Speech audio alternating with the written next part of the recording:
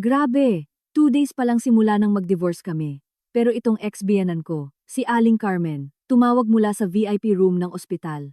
Akala mo kung sino? Hoy, Elena! Bayaran mo agad ang bill ko dito sa ospital. Natawa ako ng mapait. 7 years ng buhay ko ang sinakripisyo ko bilang manugang, tapos itinapon lang ako ng pamilya nila na walang nising ko. Ngayon, inuutusan pa niya akong magbayad ng bill niya, at pagsilbihan siya, nilimas niya ang savings account ng sarili niyang apo, ninakaw ang mana ko sa nanay ko, at ginamit pa ang identity ko para mangutang sa mga loan shark, para lang sirain ang buhay namin ng anak ko. Wala na akong pasensya. Oras na para ibunyag ang lahat ng baho nila, at pagbayarin sila sa bawat patak ng luha namin ni Luciana. Ano sa tingin niyo ang mangyayari? May pag-asa pa ba si Elena na makamit ang hustisya? Ibahagi ang inyong saloobin sa comment section. 2 araw pa lang ang nakalipas mula nang kami magdiborsyo. Pero, grabe, itong dating biyenan ko, si Aling Carmen Rosales, tumawag mula sa VIP room ng St. Luke's Medical Center sa BGC. Akala mo kung sino? Sumisigaw. Hoy, Elena Peralejo, pumunta ka rito at bayaran mo ang bill ko sa ospital ngayon na. Natawa ako ng mapait. 7 taon ng kabataan ko, ang isinakripisyo ko, bilang isang manugang. Tapos, itinaboy lang ako ng pamilya niya, nang walang nising ko. Ngayon, 2 araw pa lang simula nang maghiwalay kami, tinatawagan ako ng dating biyenan ko mula sa VIP room ng isang marangyang ospital, inuutusan akong pumunta roon para bayaran ang kanyang bill, at pagsilbihan siya. Siya mismo ang lumimas ng savings account ng sarili niyang apo. Inagaw niya ang mana ko sa nanay ko, at mas malala pa. Ginamit niya ang pagkakakilanlan ko para mangutang sa mga loan shark. Ang balak niya ay hilahin kami ng anak kong si Luciana, sa kumunoy ng kahirapan. Ang lahat ng katiting na pasensya ko ay naubos na. Panahon na para ako mismo ang bumaklas sa kanilang maskara ng pagkukunwari, para pagbayarin ang malupit na pamilyang iyon sa bawat patak ng luha na ibinuhos namin ng anak ko. Habang hawak ko ang desisyon ng diborsyo, naramdaman ko ang kakaibang gaan sa aking puso. 7 taon ng aking kabataan. 7 taon akong nagsilbi, bilang manugang sa bahay ng iba. Nabuhay lang ako na parang anino, wala nang iba pa. Ang ibang babae, kapag nag-asawa, nakakakuha ng suporta mula sa kanilang asawa. Ako, nang magpakasal kay Jose Mari Joma Reyes, para lang akong nahatulan ng habambuhay na pagkaalipin sa ilalim ng pangalang pagpapakasakit. Lumabas ako sa pintuan ng Manila Family Court, mahigpit na hawak ang maliit na kamay ng anak kong si Luciana. Kaming dalawa ay literal na umalis na walang-wala. Si Joma, ang duwag na lalaking pinagsamahan ko ng buhay, ay nagtago sa likod ng kanyang ina. Hindi man lang naglakas loob na tumingin sa amin kahit isang beses. Sa loob ng 7 taon, inilaan ko ang lahat ng aking lakas, pera, at dangal sa pamilyang iyon. Nagtatrabaho ako ng walang tigil mula umaga hanggang gabi. At bawat buwan kapag natatanggap ko ang aking sahod, kailangan kong ibigay ang higit sa kalahati sa tinatawag na Family Common Fund, na pinamamahalaan ng biyenan kong si Aling Carmen. Hindi ako naglakas loob na bumili ng bagong damit para sa sarili ko. Ni kailanman ay hindi ako humawak ng mamahaling makeup.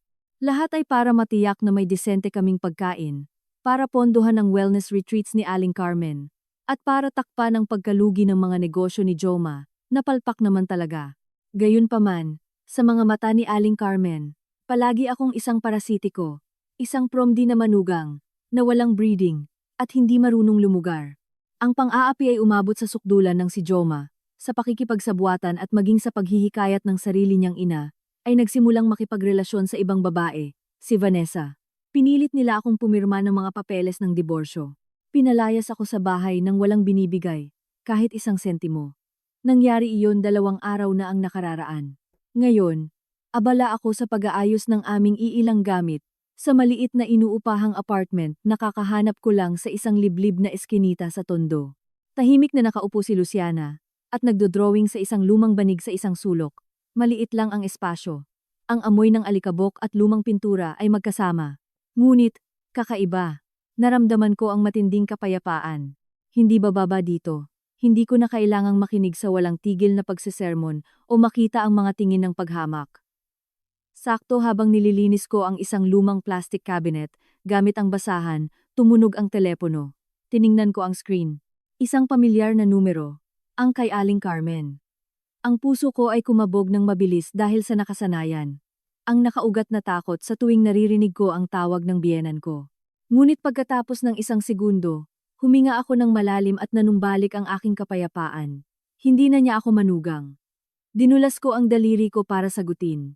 Bago pa ako makapagsalita, ang matinis at nagkukunwaring may otoridad na boses ni Aling Carmen ay bumulaga sa aking tainga. Nasaan ka, Elena? Ano ba ang ginagawa mo? At hanggang ngayon ay hindi ka pa rin dumadating dito. Hindi mo ba alam na nasa ospital ako? Pumunta ka agad sa VIP room numero 5 ng St. Luke's Medical Center sa BGC at bayaran mo ang bill ko. Bilisan mo. Dalhin mo rin yung orange juice at yung undies na naiwan ko sa cabinet. Nakahilata lang ako rito at napakababa ng serbisyo. At para lalong sumama ang loob ko, hindi ko makita ang manugang ko kahit saan. Pagtatawanan ako ng mga tao. Napatanga ako ng ilang segundo. Narinig ko ang bawat isa sa kanyang salita ng malinaw. Nasa VIP room si Aling Carmen ng isa sa mga pinakamararangyang pribadong ospital sa kabisera. Tinatawagan niya ako, isang babae na pinalayas niya sa bahay 2 araw na ang nakakaraan na walang-wala, para utusan akong pumunta at bayaran ang kanyang ospitalisasyon at pagsilbihan siya. Ang kanyang kapalaluan ay lampas sa imahinasyon ng sinumang normal na tao. Ano ba ang tingin niya sa akin? Isang ATM na hindi nauubusan ng pera o isang libreng katulong na tumutugon sa kanyang misyon.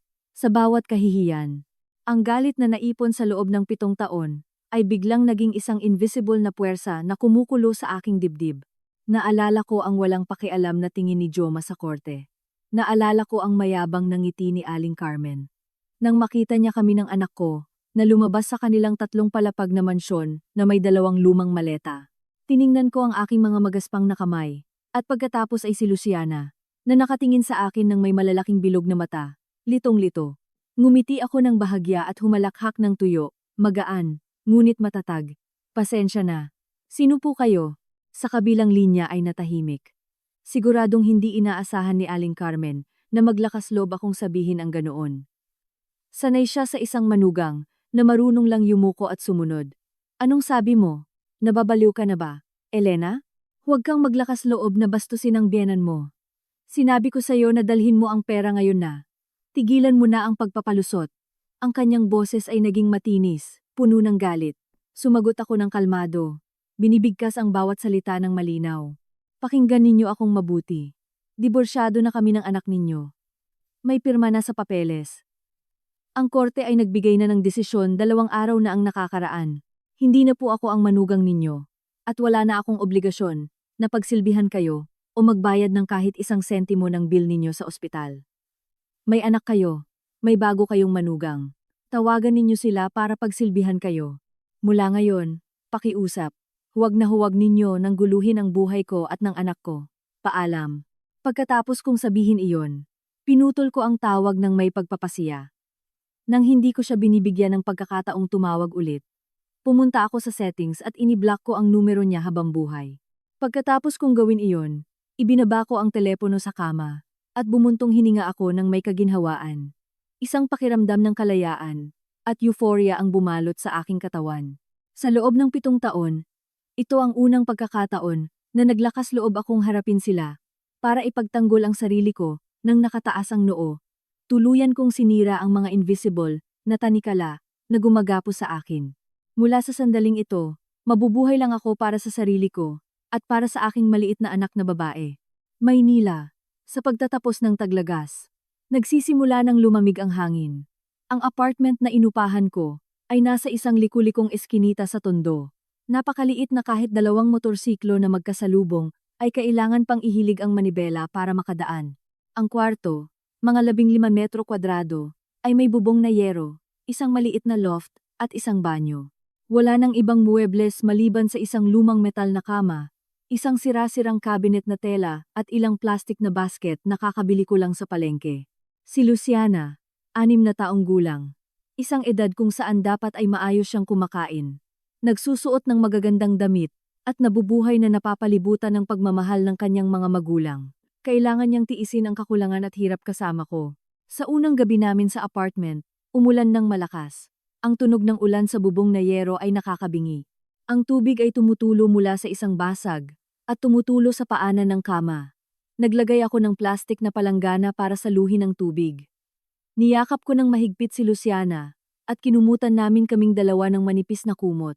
Ma, napakaliit ng bahay natin, at napakalakas ng ingay ng ulan. Hindi ako makatulog. Babalik ba si Daddy Joma, para sunduin tayo para bumalik sa malaking bahay? Tanong ni Luciana, nang may inosenteng mga mata. Naramdaman ko na parang may pumipiga sa puso ko. Nilunok ko ang mga luhang nagbabanta na pumanaw. Hinaplos ko ang kanyang ulo at ngumiti ng may pagmamahal. Maliit ang bahay natin, anak, pero napakainit nito. Dito tayo titira. Hindi na tayo babalik sa malaking bahay na iyon. May sariling buhay na si Daddy Joma ngayon. Mula ngayon, magtatrabaho na si Mama. Kikita siya ng pera at bibilhan ka ng mga bagong damit at maraming candy. Maging mabait ka at mahalin mo si Mama ng sobra. Mahal kita higit sa kahit sino sa mundo, Mama. Hindi ko kailangan ng malaking bahay. Gusto ko lang makasama ka. Niyakap ng bata ang aking leeg gamit ang kanyang maliliit na braso. Ipinatalikod ang kanyang ulo sa aking dibdib at mahimbing na natulog. Ang kanyang regular na paghinga ay nagbigay sa akin ng walang hanggang lakas. Hindi ko na kayang maging mahina. Kailangan kong bumangon. Magsimula muli sa anumang halaga. Hindi ko hahayaang magpatuloy na magdusa ang anak ko. Kinabukasan ng umaga, pagkatapos kong ayusin ang kwarto, kinuha ko mula sa ilalim ng maleta ang isang dilaw na brown na folder. Ito ang aking mga diploma sa kolehiyo mula pa noon. Nagtapos ako ng may karangalan sa public relations sa isang prestihiyosong unibersidad. May stable akong trabaho, na may magandang sahod sa isang event organizing company. Ngunit dahil sa bulag kong pagmamahal kay Joma, at sa pakikinig sa matatamis na salita ni Aling Carmen, na nagsasabing ang isang babae ay kailangan lang mag-alaga ng bahay, iniwan ko ang lahat. Iniwan ko ang aking diploma sa isang sulok ng aparador. Naghambalos ako at sumisid sa kusina. Nagiging isang housewife na alam lang ang amoy ng mantika at cleaning products. Sa paggunita, iyon ang pinakamalaking pagkakamali sa buhay ko. Maingat kong pinlansya ang aking diploma. Malinaw pa rin ang tinta. Humiram ako ng lumang laptop sa pinsan ko, at nagsimulang maghanap ng mga trabaho online. Umupo ako at maingat na sinulat muli ang aking resume. In-update ito ng karanasan sa financial management at family organization na naipon ko sa loob ng 7 taon. Binago ko ang mga kasanayan sa bahay, na tila walang silbi, sa mga kakayahan sa time management, budgeting, at crisis resolution. Sa loob ng 3 magkakasunod na araw, ipinadala ko ang aking resume sa 12-dosenang kumpanya. Ang ilan ay diretsong tumanggi sa akin, nang makita na masyado na akong matagal na hindi nagtatrabaho. Ang iba ay tumawag sa akin para sa isang interview, ngunit ang sahod na inaalok ay masyadong mababa, hindi sapat para sa upa at tuition ni Luciana. Ngunit hindi ako nawala ng loob. Sa bawat pagkakataong tinatanggihan ako, sinasabi ko sa sarili ko na kailangan kong magsikap ng mas higit pa. Bumili ako ng ilang libro tungkol sa marketing at modernong komunikasyon, at nagbasa ako hanggang hating gabi para makahabol sa mga pagbabago sa lipunan. Determinado akong bawiin ang buhay ko, bawiin ang dignidad na nawala ko sa bahay ni Aling Carmen. Sa weekend, nagpasya akong maglinis ng apartment. Habang inilalabas ko ang isang karton na may mga lumang libro para ilagay sa isang istante, isang maliit na itim na leather-bound notebook ang nahulog sa sahig. Pinulot ko ito, at pinunasan ng alikabok na bumabalot dito. Ito ang libro ng accounting, kung saan ko maingat na inilista ang lahat ng gastos sa loob ng 7 taon ko bilang manugang ni Aling Carmen. Bawat piso na kinikita ko sa mga extra jobs mula sa bahay, ang pera para sa pang-araw-araw na grocery, ang mga kontribusyon sa pamilya, ang mga regalo para sa mga kamag-anak ng asawa ko. Lahat ay nakalista ng tumpak. Sentimo bawat sentimo. Binuklat ko ang mga pahina. Ang mga siksik na numero ay lumabas na parang mga sugat sa aking kaluluwa. Huminto ang tingin ko sa isang tala, mula 5 taon na ang nakakaraan. Ito ang pahina kung saan ko isinulat ang numero ng bank account, kung saan ako pinilit ni Aling Carmen na maglipat ng kalahati ng aking kita bawat buwan. Tinawag niya itong Common Expenses Account for Big Household Needs and Health Emergencies. Sinabi niya na ilagay ko doon, na siya ang mag-aasikaso para sa akin at kukunin niya kapag kinakailangan. Buong tiwala ako sa kanya, at nais kong maging isang mabuting manugang. Bawat buwan ay naglilipat ako ng pera ng maaga. May mga buwan na dahil sa sakit at hindi sapat ang kita, kailangan kong humiram ng pera sa mga kaibigan para matugunan ang share ng biyenan ko. Ngunit nang dumating kami sa korte para sa diborsyo, at humingi ako na hatiin ang pera sa common account na iyon. Nagpakita si Aling Carmen at Joma ng isang walang laman na bank statement. Sinabi nila na nagsisinungaling ako, na ang aking mga kontribusyon ay halos hindi sapat para sa sarili kong gastos sa pagkain. Nasaan daw manggagaling ang ipon? Humingi ang hukom ng ebidensya, ngunit hindi ko maibigay dahil ginagawa ko ang lahat ng transaksyon mula sa isang lumang ATM at hindi ko itinago ang mga resibo at hindi ko rin maalala ang eksaktong numero ng account. Ngayon, ang numero ng account na iyon ay nasa harap ko. Mabilis kong binuksan ang bank app ko sa mobile. Inilagay ko ang numero ng account mula sa notebook sa section ng transfer para tingnan ang pangalan ng may-ari. Isang linya sa malalaking titik ang lumabas at nagpalamig sa akin. Ang may-ari ng account ay hindi si Aling Carmen o si Joma. Ang pangalan ay Isabel Garcia Lopez. Si Isabel Garcia Lopez ay ang pangalan ng kapatid ni Aling Carmen, ang tiya ni Joma, na nakatira sa Mindanao. Ang mundo ay umikot sa paligid ko. Sa loob ng 7 taon, naghigpit ako ng sinturon. Pinagkaitan ng sarili ko ng lahat para mag-ambag sa pondo ng pamilya. Lumabas na lahat pala ay isang malaking scam. Ginamit ni Aling Carmen ang account ng sarili niyang kapatid para tanggapin ang pera ko. Sa paglilitis, walang anumang ari-arian na nakapangalan sa akin. Kay Joma o sa kanya ang nagpapakita ng perang iyon. Hindi maaaring makialam ang batas sa account ng isang third party na hindi direktang konektado sa kaso ng diborsyo nang walang konkretong ebidensya. Ninakaw niya ang pawis ko sa noo ko, sa isang walang hiya at legal na paraan. Ngunit hindi doon nagtapos ang pagkabigla. Sa pagbuklat ng ilang pahina pa, nanginig ang aking mga kamay nang hawakan ng isang tala mula Oktubre 20, 2021. Ito ang araw nang pumanaw ang aking ina dahil sa isang malubhang sakit. Bago mamatay, ibinenta ng aking ina ang isang lupain sa aming bayan at ibinahagi sa akin at sa aking kapatid ng A30,000, bawat isa bilang puhunan, para sa aming kinabukasan. Binalaan niya ako na ingatan ang pera na iyon para sa kinabukasan ni Luciana. Gayunpaman, pagkatapos lang ng libing, lumuhod si Aling Carmen sa harap ko, umiiyak at nagmamakaawa na iligtas ko ang pamilya. Gumawa siya ng perpektong drama. Nag-imbento na si Joma ay namuhunan sa isang kaibigan na nanloko sa kanya. Iniiwan siyang may malaking utang at nasa panganib na makulong. Nagsumamo siya na ipahiram ko ang ER3,000 para bayaran ang utang ni Joma, nanunumpa sa kanyang dangal na ibabalik niya ito sa akin sa sandaling ibenta nila ang isang lote na mayroon sila sa burol. Dahil sa pagmamahal ko sa asawa ko at sa awa ko sa mga luha ng biyenan ko, pinalambot ko ang aking puso at ibinigay ko ang buong mana ng aking ina, nang walang kontrata ng pautang, nang walang saksi. Pagkatapos nito, patuloy na lumabas at pumasok si Joma kung kailan niya gusto, at ang pera mula sa lote sa burol, lihim na ipinuhunan ni Aling Carmen, sa ginto na itinago niya sa kanyang safety deposit box. Sa tuwing ako ay mahiyain na nagtatanong tungkol sa A3000, itinutulak niya ako palayo at tinatawag akong calculating at kuripot. Sinasabing sa isang kasal, hindi dapat binibilang ang mga sentimo. Sa diborsyo, itinanggi niya ang lahat. Sinasabing hindi raw siya kailanman nakatanggap ng kahit isang piso mula sa pamilya ko, at inakusahan pa niya ako na ginastos ko raw sa ibang lalaki. Niyakap ko ang notebook. Ang mga luha ng galit ay dumadaloy sa aking pisngi. Ang kalupitan at kasamaan ng pamilyang iyon ay lumampas na sa lahat ng hangganan ng sangkatauhan. Hindi lang nila ako pinagsamantalahan, kundi malupit din nilang inagaw ang huling alaala na iniwan sa akin ng aking pumanaw na ina. Pinunasan ko ang aking mga luha. Ang aking tingin ay naging malamig na parang bakal. Akala nila ay madali nilang malulunok ang perang iyon. Sapat na ang tiniis ko. Sumumpa ako sa kaluluwa ng aking ina, at sa kinabukasan ni Luciana, nababawiin ko ang lahat ng sa akin. Ano man ang mangyari, ibubunyag ko si Aling Carmen. Eksaktong 1 linggo pagkatapos kong magsimulang magpadala ng mga resume, nakatanggap ako ng tawag para sa isang interview sa isang medyo malaking communication agency sa Makati Avenue. Ito ang pinakamaliwanag na sinag ng pag-asa na naranasan ko sa loob ng maraming araw. Kinagabihan bago ang interview, maingat kong pinlansya ang aking light gray suit jacket, ang tanging disenteng damit na natitira sa akin. Kahit medyo luma na ang estilo, mukha pa rin itong elegante at propesyonal. Kinabukasan ng umaga, gumising ako ng madaling araw. Dali-daling naghanda ng isang mangkok ng cereal para kay Luciana at inihatid siya sa daycare.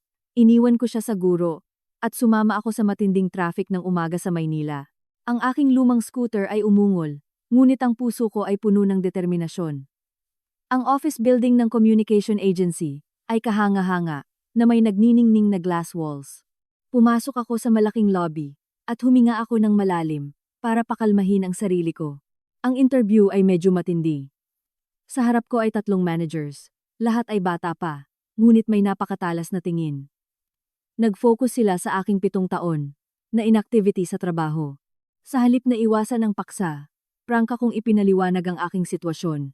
Ginawa ko ang aking mga taon bilang isang housewife na isang malaking aral tungkol sa organisasyon, kasanayan sa negosasyon sa pamimili, at microfinance management. Nag-propose ako ng mga ideya sa komunikasyon na nakatarget sa mga ina ng tahanan, isang segment ng merkado na mas kilala ko kaysa kanino paman.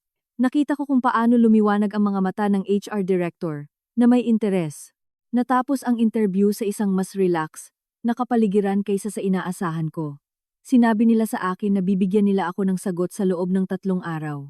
Lumabas ako ng kwarto na parang nabunutan ng tinik habang naglalakad ako sa pasilyo. Sinuri ko ang mga dokumento sa aking portfolio, abot-abot sa mga papeles. Nabangga ako ng harapan sa isang lalaki na galing sa kabilang direksyon. Ang impact ay nagpakalat ng aking mga dokumento sa marmol na sahig. Patawad. Kasalanan ko. Napakabot ako. Dali-dali akong yumuko, awkwardly na pinupulot ang mga nakakalat na papeles. Yumuko rin ang lalaki, para tulungan akong pulutin ang mga ito. Ang kanyang mga kamay ay mahaba at matatag. Huwag kang mag-alala. Sa susunod maging mas maingat ka lang sa paglalakad, sabi niya ng may malalim at mainit na boses. Nang tumingin siya para ibigay sa akin ang mga papeles, pareho kaming natigilan. Nag-cruise ang aming mga tingin. Isang mukha na may matatalas na features, matatalinong mata, at isang pamilyar na ngiti sa ilalim ng tuwid na ilong. 10 taon na kaming hindi nagkikita. Binigyan ng panahon ang kanyang mukha ng maturity at poise, ngunit agad ko siyang nakilala. Alejandro. Ikaw ba si Alejandro ng Public Relations Batch? Sabi ko nang nagdadalawang isip. Ipinikit ng lalaki ang kanyang mga mata ng 1 segundo, at pagkatapos ay lumiwanag ang kanyang tingin ng may matinding sorpresa. Elena, ang class delegate. Hindi ako makapaniwala. Napakaliit ng mundo. 10 taon na tayong hindi nagkikita. Sigaw ni Alejandro. Ang kanyang boses ay pumutok sa galak sa muling pagkikita.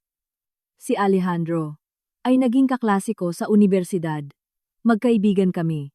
Nagkasama kami sa mga volunteer clubs. Matalino siya, matuwid, at palaging ipinagtatanggol ang tama.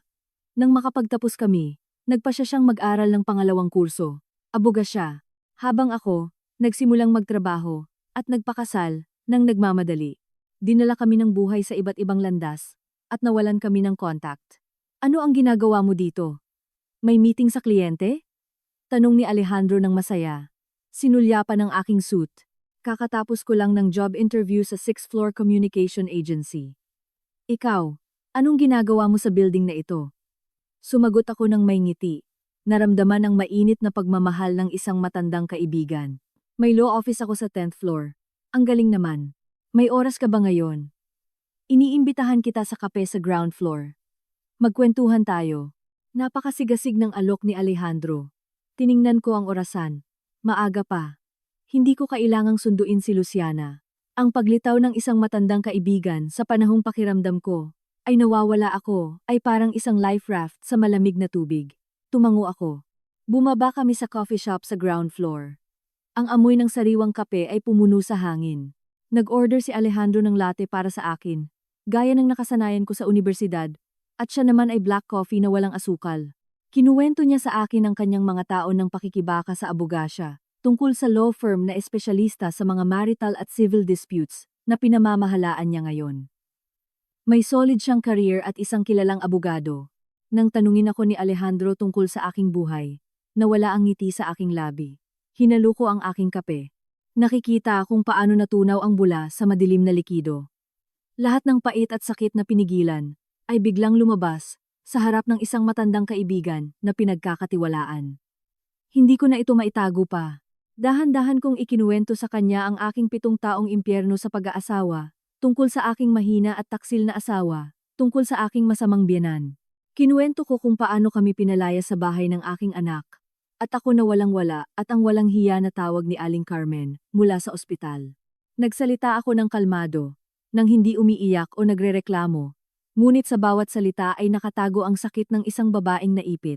Nakikinig si Alejandro ng tahimik, nakakunot ang noo.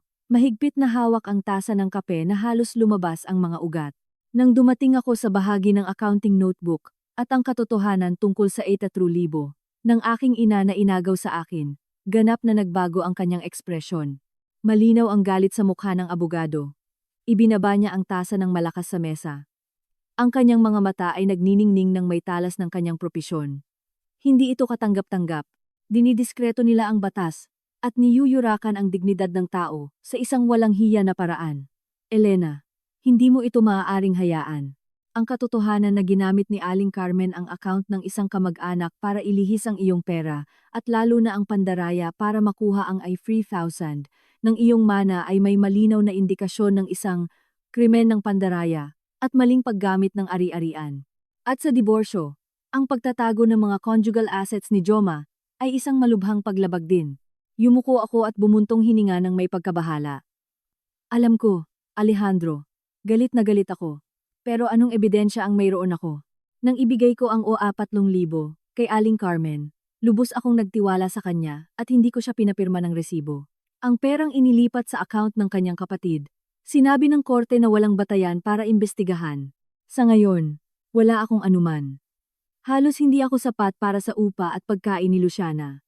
Saan ako kukuha ng lakas at pera para sa isang kaso? Umisod si Alejandro. Ang kanyang boses ay naging payapa at matatag. Pakinggan mo, Elena. Ang batas ay naririto para protektahan ang mahihina at parusahan ang masasama. Huwag mong isipin na kung walang resibo, ay hindi mo maaaring angkinin ang pera. Sa batas, may mga indirect evidence at logical chain of events. Ang iyong accounting notebook, kahit personal na talaan, kung pagsasamahin natin ito sa mga bank statements at ikumpara ang mga petsa, ito ay magiging isang mahalagang pahiwatig. Kumuha siya ng notebook at ballpen mula sa kanyang maleta at nagsimulang mag-sketch ng mabilis. Ako ay isang abogado na espesyalista sa family law. Nakakita na ako ng maraming ganitong panlilinlang para itago ang ari-arian. Akala nila matalino sila, ngunit palagi silang nagiiwan ng mga butas. Tungkol sa 4,000, maaari tayong mangalap ng mga testimonya mula sa mga kapitbahay, kung saan nagrereklamo si Aling Carmen tungkol sa kanyang kalagayan sa pananalapi o maghanap ng paraan para i-record ang kanyang pag-amin o kay Joma. Tungkol naman sa common account, hihingi ako ng court order para magbigay ang bangko ng detalyadong bank statement ng mga transaksyon sa account ni Isabel Garcia. Kung mapapatunayan natin na ang pera ay napunta sa bulsa ni Aling Carmen o ni Joma, ang mga krimen ng pagtatago ng ari-arian at pandaraya ay mapapatunayan. Tiningnan ko ang maayos na sulat kamay ni Alejandro sa papel at ang aking puso ay nagsimulang tumibok ng may pag-asa. Pagkatapos ng 10 araw na nalubog sa dilim, sa unang pagkakataon ay nakita ko ang isang kislap ng liwanag sa dulo ng tunnel. Pero napakamahal ng bayad sa abogado, Alejandro. Hindi ko kayang bayaran ka. Sabi ko. Naramdaman ko ang matinding kahihiyan. Direktang tiningnan ako ni Alejandro sa mata, nang may mainit at taos-pusong tingin. Ipinatong niya ang kanyang kamay sa mga papeles. Sino ang nagsabi na gagawin ko ito para sa pera? Magkaibigan tayo. Sa universidad, nang dumaan ako sa pinakamalala kong panahon, ikaw bilang delegate ay nag-organisa ng isang koleksyon para tulungan ako. Hindi ko kailanman nakalimutan ang kabutihang loob na iyon. Ngayon, nang makita kitang ginaganyan, kung mananatili lang akong walang ginagawa, hindi ako magiging karapat-dapat na maging kaibigan mo. Lalo na ang magsuot ng toga ng isang abogado na nagtatanggol sa hustisya. Hawakan ko ang kaso mo. Bibigyan kita ng libreng legal assistance. Kailangan mo lang sundin ang aking mga tagubilin at maging matatag. Ang iba pa ay ako na ang bahala. Naramdaman ko ang buhol sa aking lalamunan at ang mga luha na pinigilan ko buong umaga ay tuluyang bumagsak. Hindi iyon mga luha ng kahihiyan, kundi ng emosyon at pasasalamat. Sa malaking at walang awang lungsod na ito, pinagtaksilan at naipit ng aking mga pinakamalapit na tao. Nakita ko ang kanlungan sa isang kaibigan na hindi ko nakita sa loob ng 10 taon. Salamat, Alejandro. Talaga, salamat. Gagawin ko ang lahat ng kinakailangan para makamit ang hustisya para sa anak ko at para sa akin. Pinunasan ko ang aking mga luha. Ang aking tingin ay mas determinado kaysa kailanman. Tumango si Alejandro ng may ngiti. Pinayuhan niya ako na bumalik sa apartment at itago ang accounting notebook sa isang ligtas na lugar. Hindi na lang iyon mga pahina na may mga numero. Ito ang ebidensya ng aking pawis at mga luha. Ang unang espada ng hustisya na gagamitin namin para sirain ang takip ng pagkukunwari ng pamilya ni Aling Carmen. Nang gabing iyon, pabalik sa aking maliit na apartment, naramdaman kong kakaibang lakas. Binuksan ko ang aking mobile at tiningnan ang isang larawan ni Luciana na nakangiti.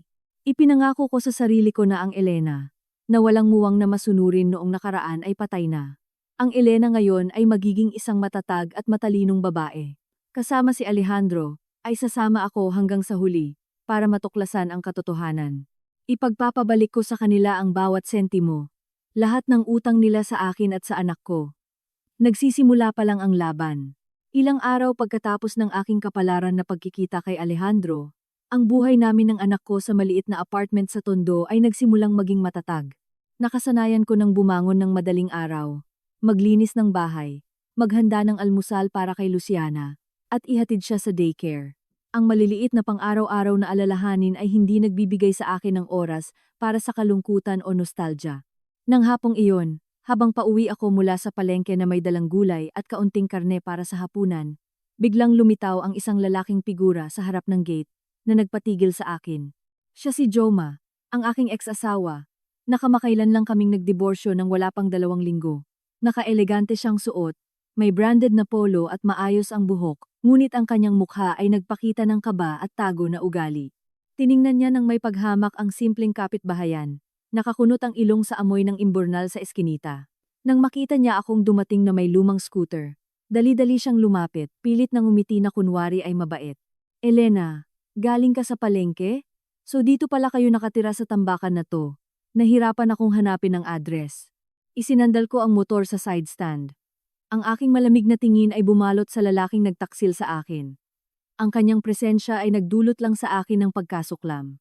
Anong ginagawa mo rito? Ayos na ang lahat sa korte. Wala na tayong relasyon. Umalis ka na rito ngayon na, bago ko patawagan ang sinuman, para paalisin ka. Sumagot ako ng malamig. Mahigpit na hawak ang susi ng apartment sa aking kamay. Nagkunwari si Joma na sumusunod. Kinukuskus ang kanyang mga kamay, at binaba ang kanyang boses sa isang nagpapaka-conciliatory na tono. Halika na, Elena. Isang araw ay mag-asawa tayo. Kahit diborsyado tayo, magulang pa rin tayo ni Luciana. Pinuntahan ko kayo, at sa daan, ay gusto ko lang kausapin ka tungkol sa isang bagay. Wala tayong pag-uusapan. At si Luciana ay hindi kailangan ng isang ama na niloko ang kanyang ina at nakipagsabuatan sa kanyang lola para palayasin kami na walang-wala. Umalis ka. Umusod ako para buksan ang pintuan. Mabilis na humarang si Joma. Ang kanyang mukha ay nagpakita ng kanyang likas na kapalaluan. Sige, diretsahan na ako. Malapit na ang 70 kaarawan ng nanay ko. Nasa ospital pa rin siya, pero bumubuti na. Gusto niyang magkaroon ng engrandeng party sa isang 5-star hotel para mapabilib ang pamilya. Lately, medyo kinakapos ako sa pera. At si Vanessa, ang bago, kakabili lang ng kotse, at wala rin siyang pera. Ikaw, sa huli ay naging manugang kanya sa loob ng 7 taon. Bigyan mo ako ng 100,000 para sa reservation ng hotel. Bilang huling pagpapakita ng respeto sa kanya, napatanga ako, hindi makapaniwala sa aking narinig. Isang lalaking 40 taong gulang, direktor ng isang maliit na kumpanya na nanloko at iniwan ang kanyang asawa at anak, ngayon ay dumating sa miserable kong apartment para humingi ng pera sa kanyang ex-asawa para sa kanyang masamang ina. Ang kapalaluan ng kanyang pamilya ay umabot na sa pinakamataas na antas ng kawalang hiyaan. Inihilig ko ang aking ulo at tumawa ng malakas. Isang mapait na tawa, ngunit napakatatag. Joma, nawala ka na sa katinuan. Pinilit ako ng nanay mo na mag-divorce. Ininsulto ako ng nanay mo sa lahat ng posibleng paraan. Tinawagan ako ng nanay mo para pumunta sa ospital para pagsilbihan siya. At ngayon, ikaw ang dumating para humingi ng 100,000 para sa party niya? Ano ba ang tingin ninyo sa akin? Isang minahan ng ginto o isang mangmang na kaya ninyong pagsamantalahan kung kailan ninyo gusto? Namula ang mukha ni Joma sa galit at kahihiyan. Sumigaw siya. Huwag mo akong galitin. Sa lahat ng taon na ito, nag-iipon ka ng patago. Huwag mong isipin na hindi ko alam. Sa diborsyo, nagpanggap kang biktima, sinasabing wala kang anuman. Sa totoo lang, may malaking halaga kang itinago, hindi ba? Ibigay mo na ang pera ngayon, o huwag kang magreklamo, kung maubusan ako ng pasensya. Tiningnan ko siya ng matalim. Ang boses ko ay matalas na parang kutsilyo. Ang pera ko. Ang pera ko ay inilihis ng nanay mo sa account ng tiya mo, si Isabel. At ang A3,000 na mana ng nanay ko. Niloko din ako ng nanay mo para takpan ang butas ng palpak mong kumpanya. At may lakas ka pa ring humingi sa akin ng pera? Pakinggan mo akong mabuti. Wala akong kahit isang sentimo para sa bulok mong pamilya. Umalis ka sa harap ko. Kung gagawa ka ng isang hakbang pa, isisigaw ko na may magnanakaw at lalabas ang buong kapitbahayan para bugbugin ka. Habang nagsasalita ako, kinuha ko ang walis na nasa isang sulok at itinataas ito ng nagbabanta. Ang galit sa loob ko ay isang bulkan na malapit ng sumabog. Ilang kapitbahay na alarma sa ingay ay nagsimulang sumilip sa kanilang mga pintuan. Nang makita ang aking determinadong ugali at ang mga mausisa na tingin sa paligid niya, alam ni Joma na hindi niya maaaring pilitin ang sitwasyon. Itinuro niya ako. Galit na galit. Makikita mo, babaeng walang utang na loob, huwag mong isipin na makakalusot ka.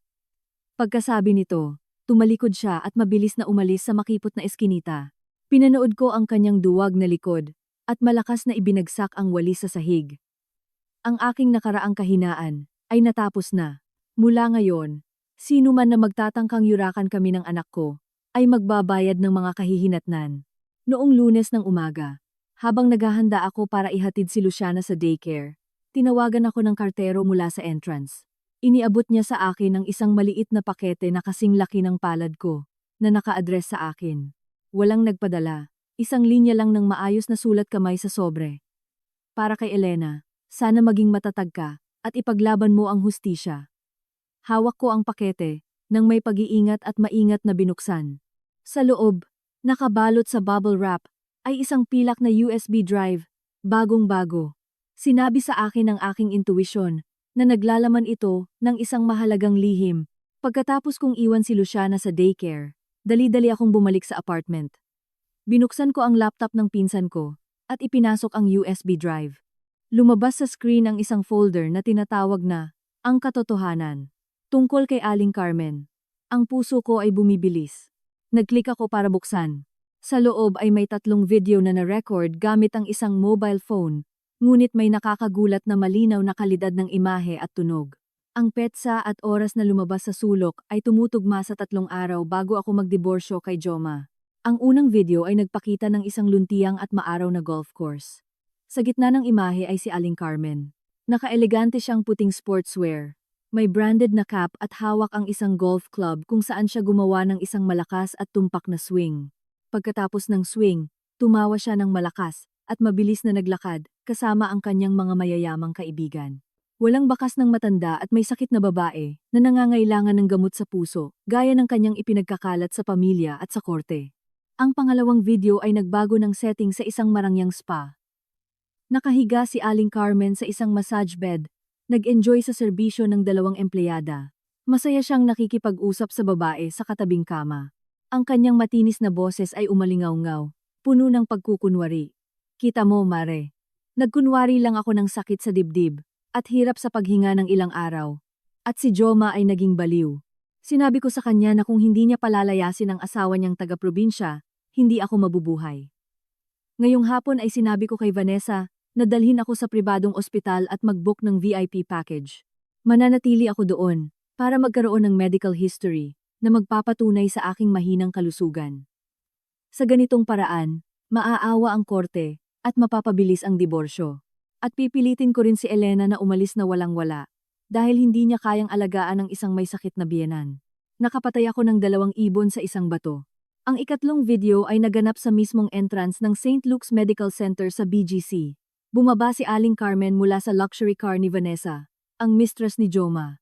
Naglalakad siya ng normal, ngunit sa sandaling nakita niya ang isang nurse na papalapit na may wheelchair, ipinahid niya ang kanyang kamay sa dibdib, kinunot ang kanyang mukha, nagkunwaring natumba, at bumagsak sa upuan.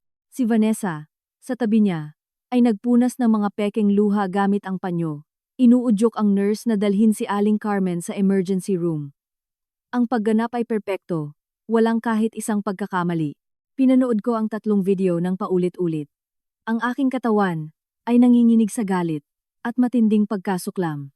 Kaya pala, ang kanyang atake sa puso, ang kanyang paghina ng kalusugan na bumagabag sa pamilya sa loob ng ilang buwan, ay isa lang palang malaking panloloko na pinamahalaan ni Aling Carmen. Ginamit niya ang kanyang kalusugan bilang pain. Sinasamantala ang mabuting loob ng batas para ipitin ako. Agad akong nag-backup ng mga file sa cloud at ipinadala ang link sa aking abogado na si Alejandro. 5 minuto pagkatapos, tinawagan ako ni Alejandro. Ang kanyang boses ay hindi maitago ang emosyon. Elena, saan mo nakuha ito? Ito ay purong ginto. Ang mga video na ito ay malinaw na nagpapatunay ng pamemeke ng medical reports, panlilinlang sa korte, at isang organisadong plano para itago ang mga ari-arian at agawin ang iyong lehitimong karapatan. Mayroon tayong hawak na alas na maaaring magpabago sa buong laro. Dumating ito sa akin sa isang anonymous na pakete kaninang umaga. Alejandro, pamilyar ang sulat kamay, pero hindi ako sigurado kung sino. Marahil sa bahay na iyon, ay mayroon pa ring may konsensya. Na hindi makatiis sa kasamaan ni Aling Carmen, sumagot ako. Naramdaman ko ang matinding pasasalamat sa misteryosong nagpadala. Ingatan mo nang mabuti ang original na USB drive. Ngayong hapon ay dadalhin ko ang mga ebidensyang ito sa pulisya para maghain ng criminal complaint. Kasama ang iyong accounting notebook, malapit nang bumagsak ang kurtina para sa drama ni Aling Carmen, matatag na sabi ni Alejandro. Pinutol ko ang tawag, lumabas ako sa pintuan ng apartment, at tiningnan ang malinaw na kalangitan ng Taglagas sa Maynila. Lumalabas na ang katotohanan. Ang mga naghahasik ng hangin ng kasamaan ay mag-aani ng bagyo. 2 araw matapos kong matanggap ang anonymous na USB drive, nakatanggap ako ng tawag mula sa isang hindi kilalang numero. Sa kabilang linya, isang babaeng boses, nasa katamtamang edad, humihinga ng putol-putol, at nag-aalangan. Elena, ako ito, si Ate Rosie, ang katulong ni Aling Carmen. Maari ba tayong magkita saglit? Nandito ako sa bar sa kanto, sa ilalim ng tulay ng Skyway. Medyo nagulat ako, pero agad akong pumayag. Si Ate Rosie ay isang babae mula sa probinsya na 5 taon nang nagtatrabaho sa pamilya ni Aling Carmen. Noong panahon ko bilang manugang, nagsuportahan kami sa isa't isa. Kung nagluluto ako ng masarap, palagi akong nagtatabi ng parte para sa kanya. Kapag nagkasakit siya, binibilhan ko siya ng gamot at hinahandaan ng sabaw. Sa kabaligtaran, palagi siyang tinatrato ni Aling Carmen na parang katulong mula pa noong unang panahon. Sinisigawan at iniinsulto ng walang awa. Mahal ako ni Ate Rosie, na parang anak, at maraming beses na siyang naawa sa akin nang makita niya akong umiiyak ng tahimik sa kusina. Ang maayos na sulat kamay sa sobre ng USB drive ay muling sumagi sa aking isipan. Oo, sulat kamay ni Ate Rosie. Sumakay ako ng taxi at pumunta sa meeting point. Nakaupo si Ate Rosie sa isang sulok ng bar. Ang kanyang mukha na may markang araw ay nagpakita ng pagod at takot. Nang makita niya akong dumating, tumayo siya ng mabilis. Hinawakan ang aking mga kamay at ang kanyang mga mata ay napuno ng luha. Elena, kamusta ka? Ang putla mo, napakaramdaman ko ng matinding pagkakasala. Sa loob ng ilang buwan, ginawa ng babaeng iyon at ng kanyang anak ang buhay mo na impyerno. Alam ko ang lahat, pero hindi ako naglakas loob na magsalita dahil sa takot na mawalan ako ng trabaho. Saan ako kukuha ng pera para sa pag-aaral ng anak ko sa probinsya? Tinulungan ko siyang umupo at sinilbihan ko siya ng isang baso ng tubig. Huwag ninyong sabihin iyan, Ate Rosie. May mga problema din kayo. Natanggap ko na ang USB drive na ipinadala ninyo sa akin. Saan ninyo nakuha ang mga video na iyon? Uminom si Ate Rosie ng tubig, kumalma, at ikinuwento ang lahat sa akin. Sinabi niya na ang mobile phone na ginamit niya ay isang luma na itinapon ni Joma. Sa araw na pumunta si Aling Carmen sa golf at spa, pinilit niya itong samahan siya para dalhin ang kanyang mga gamit.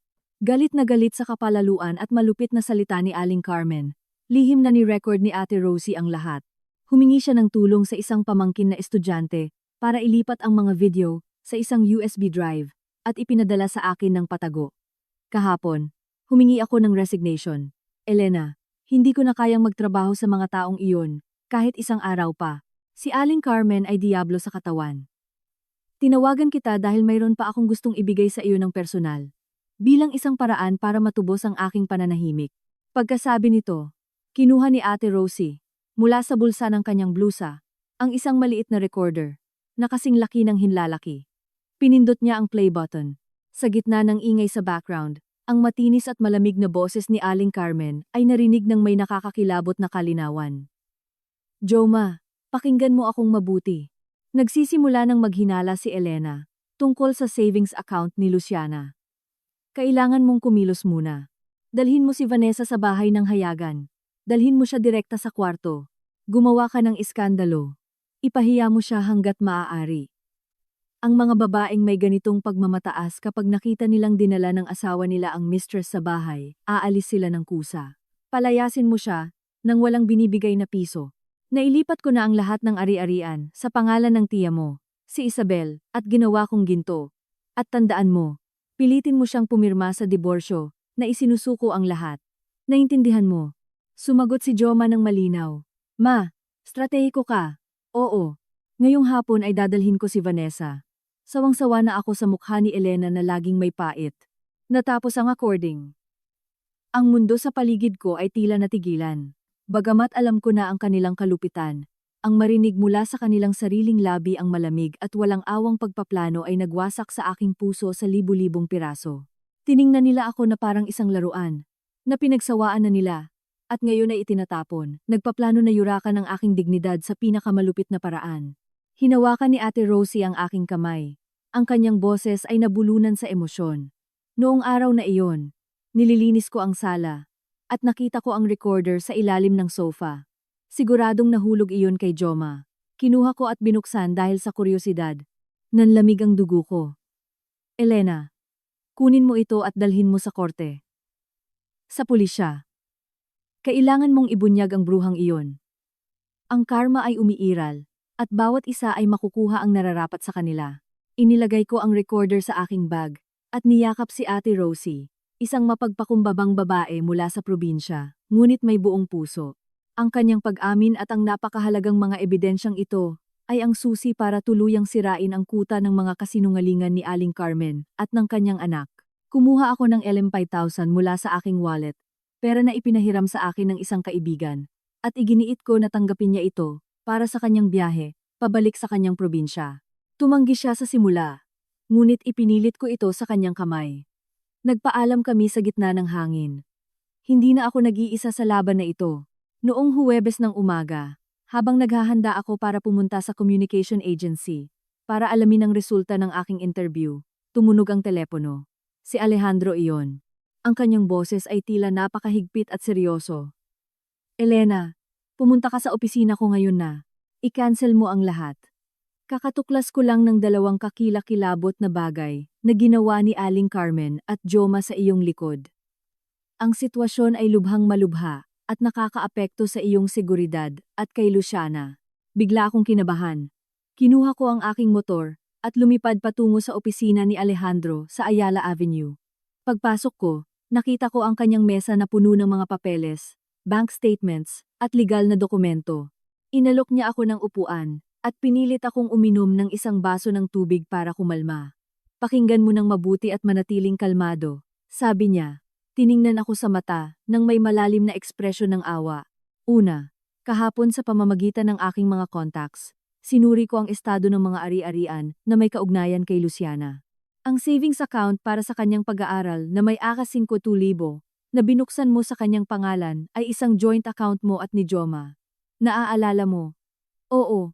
Iyon ang pera na naipon ko sa pagtatrabaho ng buong gabi sa loob ng maraming taon, kasama ang mga regalo sa kanyang mga kaarawan. Ako ang may-ari, ngunit binigyan ko si Joma ng co-ownership kung may mangyari sa akin. May nangyari ba sa account na iyon? Nagsimulang bumilis ang tibok ng puso ko. Huminga si Alejandro, at kumatok sa mesa, gamit ang kanyang mga daliri. Inilabas ni Joma ang bawat sentimo ng 50 na iyon. Isang araw bago niya dalhin ang kanyang mistress sa bahay para pilitin kang mag-divorce. Kinumpirma ng bangko na ang pirma ay sa kanya. Kinuha niya ang lahat ng pera na inilaan para sa kinabukasan ng sarili niyang anak.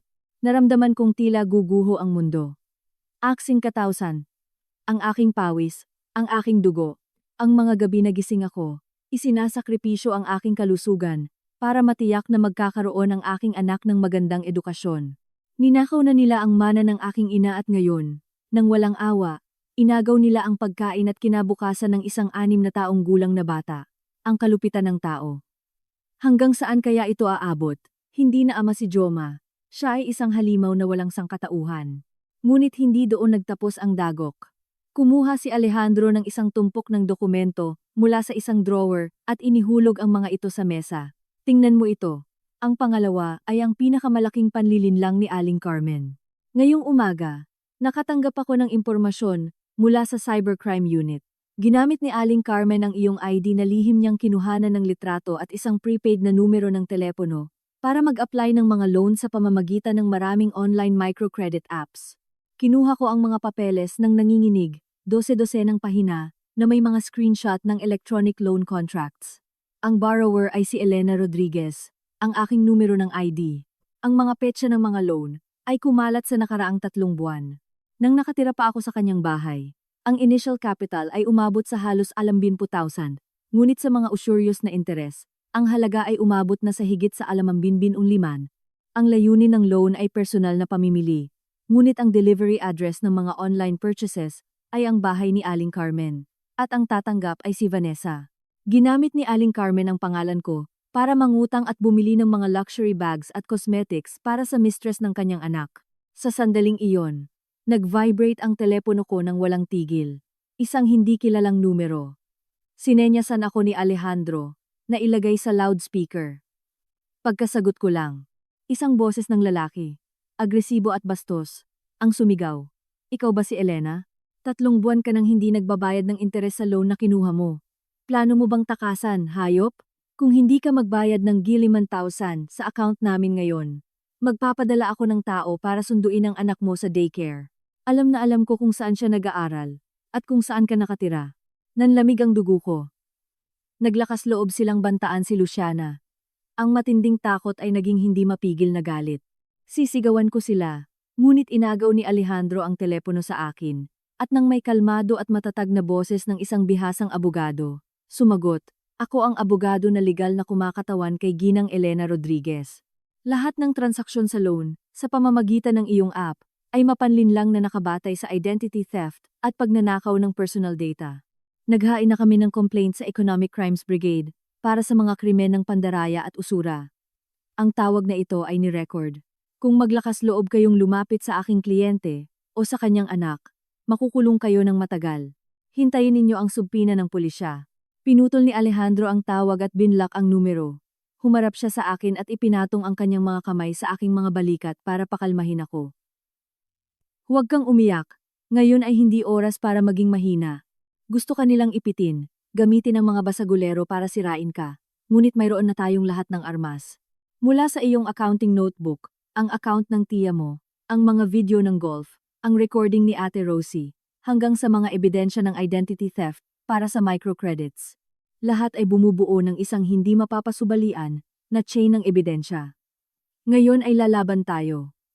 Ipinapangako ko sa iyo na ang mga naghahasik ng kasamaan ay aani ng mapait na bunga na sila mismo ang nagtanim. Kinagat ko ang aking labi hanggang sa dumugo. Ang mga luha ay matagal nang natuyo. Ang mapait na katotohanan ay nagising sa halimaw na tinatawag na maternal instinct. Makakaya kong atakihin ako. Ngunit sinuman ang maglakas loob na hawakan ang seguridad at kinabukasan ng aking anak ay magbabayad ng dugo at luha. Sa gitna ng bagyo ng mga sabwatan ng aking dating pamilya sa batas, binuksan pa rin sa akin ng buhay ang isang maliwanag na pinto.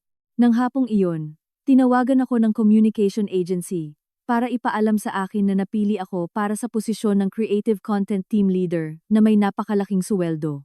Lubos nilang pinahalagahan ang aking kaalaman sa psikolohiya ng mga kababaihan na may pamilya at ang aking pagiging kalmado sa paglutas ng mga problema.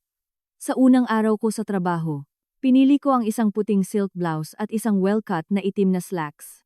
Itinali ko ang aking buhok sa isang high bun at naglagay ng kaunting red lipstick. Ang imahe ng babaeng gusgusin at pabaya sa kusina ay tuluyang nawala. Pumasok ako sa opisina nang may kumpiyansa at profesionalismo. Ang aking trabaho ay bumuo ng mga ideya para sa mga campaign ng advertising para sa mga produkto sa bahay at pamilya. Batay sa aking sariling karanasan sa loob ng 7 taon bilang isang housewife, hindi ako sumulat ng mga walang lamang slogan tungkol sa isang perpekto at pekeng pamilya. Gumawa ako ng isang campaign na tinatawag na modernong babae. Mahalin ang sarili bago ang iba. Ang campaign ay malalim na kumonekta sa milyon-milyong kababaihan na nagdurusa sa tahimik na pang-aapi sa kanilang pag-aasawa, nagpo-promote ng halaga ng economic at emotional independence. Agad na inaprubahan ang ideya ng management at naging isang malaking hit sa social media sa loob lamang ng 2 linggo. Ang mga papuri mula sa aking mga kasamahan at ang unang bonus sa aking bank account ay nagparamdam sa akin ng malalim na halaga ng tapat na trabaho. Ang buhay namin ng anak ko, sa maliit na apartment, ay naging mas mainit din. Sa weekends, madalas akong bisitahin ni Alejandro. Nang walang pag-aalinlangan, inihanda niya ang kanyang sarili para ayusin ang isang tumutulo na gripo o palitan ng isang bombilya nang mas maliwanag para makapag-aral si Luciana. Mahilig si Alejandro sa mga bata. Madalas siyang magdala ng mga libro at puzzle at ginugugol niya ang hapon sa paglalaro ng may pasensya kasama niya. Ang makita ang aking anak na tumatawa ng malakas na nakayakap sa mga braso ni Alejandro ay nagpukaw sa aking puso ng isang matamis at mainit na pakiramdam na matagal ko nang hindi naramdaman. Isang gabi, pagkatapos matulog si Luciana, inimbitahan ako ni Alejandro na umupo sa isang bench sa kalapit na parke. Ang huni ng mga kuliglig ay pumuno sa hangin. Lumilikha ng isang tahimik at payapa na kapaligiran. Kumusta ang bagong trabaho mo? Mukhang maayos ang lahat, sabi ni Alejandro. Tiningnan ako ng may kabaitan. Napakabuti, Alejandro. Pakiramdam ko ay muli akong ipinanganak. Ang magtrabaho, kumita ng sarili kong pera, igalang ay isang napakagandang pakiramdam. At lahat salamat sa iyo, sa palagi mong pagiging nasa tabi ko, na naghihikayat sa akin, kung hindi ay bumagsak ako sa harap ng mga panlilinlang, ni Aling Carmen. Sumagot ako ng may katapatan. Ngumiti si Alejandro, at inalis ang isang hibla ng buhok mula sa aking noo. Ang kanyang malumanay, at natural na galaw, ay nagpamula sa akin. Palagi kang matatag, at may kakayahan, Elena. Tinago mo lang ito, dahil sa mga taong hindi karapat-dapat. Natapos ko na ang lahat ng legal na proseso, ang demanda, at ang mga order ng attachment. Iniimbestigahan ng pulisya ang kaso ng microcredits at money laundering sa pamamagitan ng account ng tiya mo. Mabagal ang hustisya, pero dumarating. Huminto siya. Ang kanyang tingin ay naging matalas at determinado. Ngayong Sabado ang 70 kaarawan ni Aling Carmen. Ayon sa aking impormasyon, nag-book siya ng main ballroom ng pinakamagarang hotel sa lungsod. Inimbitahan niya ang daan-daang tao, mga kasosyo ni Joma, mga kamag-anak. Ito ang oras, kung kailan siya makaramdam ng pinakamataas na pagmamataas, ang pinakamasaya sa kanyang perpektong plano. Tumango ako, mahigpit na hinawakan ang aking mga kamay. Oo. Gusto niyang gamitin ang party na iyon para magyabang, at para opisyal na ipakilala ang mistress ni Joma, bilang kanyang bagong manugang, na buntis din. Gusto niyang yurakan ang aming dangal, para pakainin ang kanyang ego. Ngumiti si Alejandro ng may kumpiyansa, gaya ng isang taong may kontrol. Kung gayon, bibigyan natin siya ng isang party, na hindi niya kailanman makakalimutan. Nakipag-ugnayan ako, kay Ate Rosie. Kukuha siya ng valid na imbitasyon para makapasok tayo. Naglakas loob ka bang harapin sila sa harap ng daan-daang tao, at alisin ang kanilang maskara? Tiningnan ko siya sa mata, naramdaman kong nawawala ang lahat ng takot ko. 7 taon ng kahihiyan, panlilinlang, pagnanakaw, at sa huli ang mga banta laban sa buhay ni Luciana. Oras na para magbayad. Naglalahas loob ako. Gagawin ko ito. Sila ang nagtayo ng isang yugto ng kasinungalingan, at ako ang magwawasak nito. Salamat, Alejandro, sa pagsama sa akin, hanggang sa huli ng laban na ito. Hinawakan ako ni Alejandro sa kamay, isang mahigpit na hawak na nagbigay sa akin ng init at lakas. Ang gabing taglagas sa Maynila ay malamig, ngunit ang apoy ng hustisya at dignidad ay nagniningas sa loob ko higit kailanman. Ang birthday party ni Aling Carmen ang magiging katapusan ng kanyang malupit na imperyo. Noong Sabado, malinaw at maaraw ang kalangitan sa Maynila. Para sa pamilya ni Aling Carmen, ito ay isang mahalagang araw. Ang pagdiriwang ng kanyang 70 kaarawan ay ginanap sa pinakamalaking ballroom ng isang marangyang 5-star hotel sa sentro ng lungsod. Mula tanghali, Malalaking floral arrangements na imported, at napakamahalang nagpalamuti sa entrance at sa entablado. Gustong gamitin ni Aling Carmen ang party para magyabang sa harap ng mga kamag-anak, kasosyo ni Joma at mga kaibigan niya sa Senior Citizens Club. Ito rin ang okasyon para opisyal na ipakilala si Vanessa, ang buntis na mistress, bilang kanyang bagong manugang, na mula sa isang mahusay na pamilya. Ngunit hindi alam ni Aling Carmen na ilang araw, bago pa man, lihim na itinabi ni Ate Rosie ang 2 VIP invitations na nakalaan sa mga malalayong kamag-anak mula sa probinsya na hindi makakadalo. Ipinadala sa akin ni Ate Rosie ang mga ito kasama ng USB drive. Dahil sa mga imbitasyong iyon na may pangalan ng mga hindi kilalang bisita, madali kaming nakapasok ni Alejandro. Nang gabing iyon, nagsusuot ako ng isang eleganteng itim na silk dress na may side slit. Ginulot ko ang aking buhok, at hinayaan itong nakalugay, at kinumpleto ang look ng mga takong na nagpatikas ng aking katawan. Naka-impeccable gray custom-made suit si Alejandro. Sa tabi niya, hindi na ako ang gusgusin at mahiyain na babae noon, kundi isang confident at proud na babae. Pumasok kami sa ballroom. Nakikisalamuha sa dami ng mga bisita. Ang loob ay nililiwanagan ng isang nakasisilaw na kristal na chandelier. Ang mga mesa na natatakpan ng puting silk tablecloths ay puno ng masasarap na pagkain. Sa entablado, isang malaking LED screen ang nagpakita ng mga salitang, "Happy 70th birthday, Carmen" sa ginintuang mga letra. Si Aling Carmen, na nakasuot ng red velvet dress na pinalamutian ng mga rhinestones at isang malaking perlas na kuwintas, ay nakaupo sa isang ornamentadong silya na parang isang reyna. Si Joma, na nakasuit, ay nasa tabi ni Vanessa, na ang branded na damit ay nagtatago ng kanyang pagbubuntis. Nakangiti sila ng maliwanag. Tumatanggap ng mga sobre na may pera at walang laman na pagbati. Nang makita ang eksena, isang malamig na ngiti ang lumabas sa aking mga labi.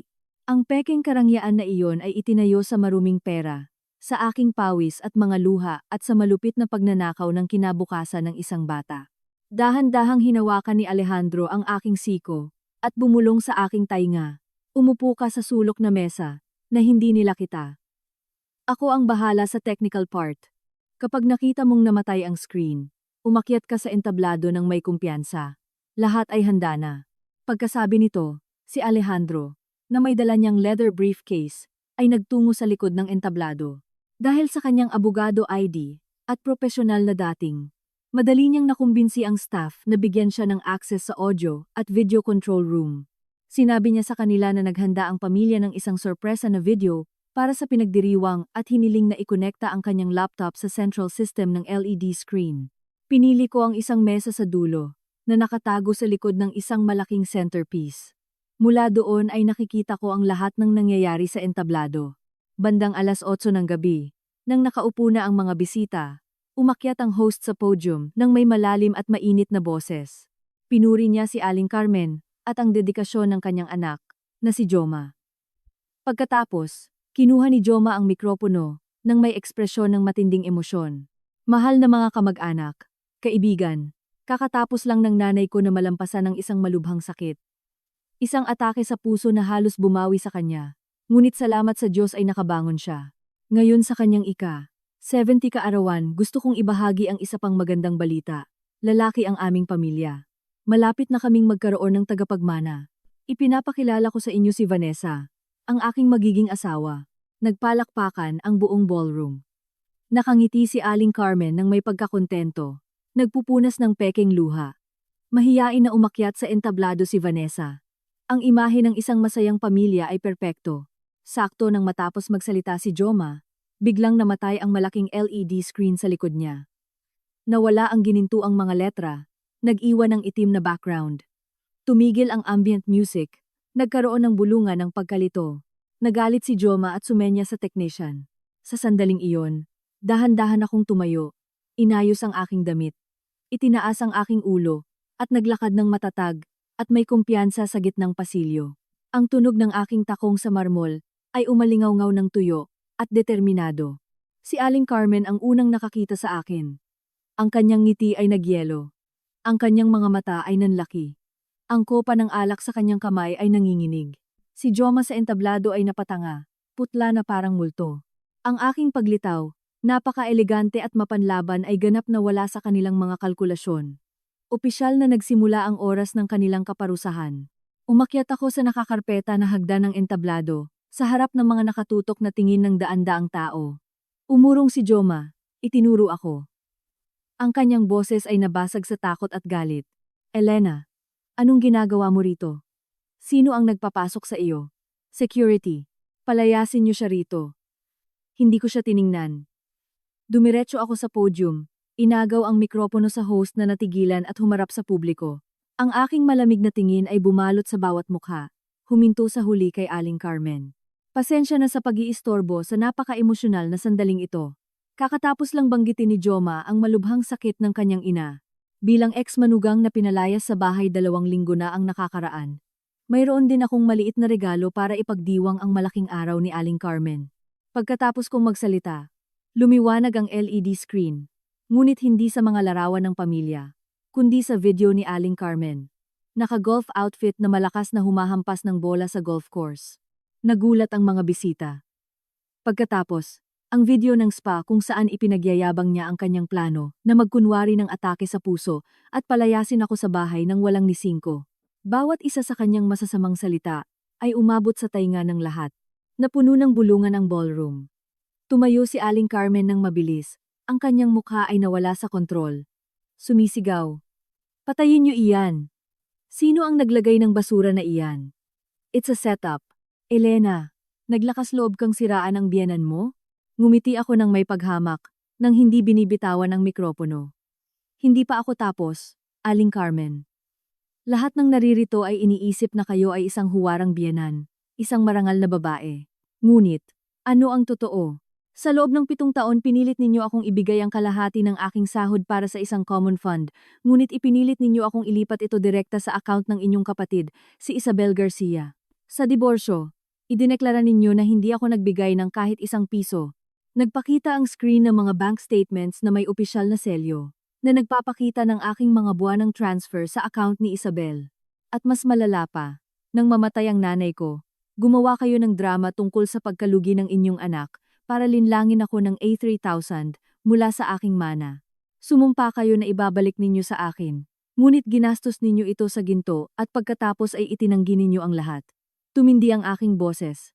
Bawat salita ay isang martilyo laban sa kanyang pagkukunwari. Sinubukan ni Joma na agawin ang mikropono sa akin, ngunit lumabas si Alejandro mula sa likod ng entablado at pinigilan siya ng kanyang katawan. Ipagpatuloy. Ang aking boses ay nabasag sa galit. Ngunit wala sa mga iyon ang maihahambing sa kalupitan na ginawa ninyo ni Joma laban sa sarili ninyong dugo. 50,000, ang pera mula sa savings account para sa pag-aaral ni Luciana. At si Joma, na inudyukan ng kanyang ina, ay pumunta sa bangko at inilabas ang lahat bago ang diborsyo para ibigay sa kanyang mistress. Ipinakita ng screen ang bank receipt na may malinaw na pirma ni Joma. Ang ballroom ay nagkagulo sa galit. Si Vanessa, ang mistress na nahihiya, ay tinakpan ang kanyang mukha at tumakas sa entablado. At ito ang huling dagok ninyo, hindi ba, Aling Carmen? Itinaas ko ang mga dokumento ng mga mapanlinlang na loan. Ginamit ninyo ang aking ID para mangutang sa mga loan shark at bumili ng mga luxury items para sa mistress ng inyong anak. Ibinigay ninyo sa akin ang utang at hinayaan ninyo ang mga basagulero na bantaan ng anak ko.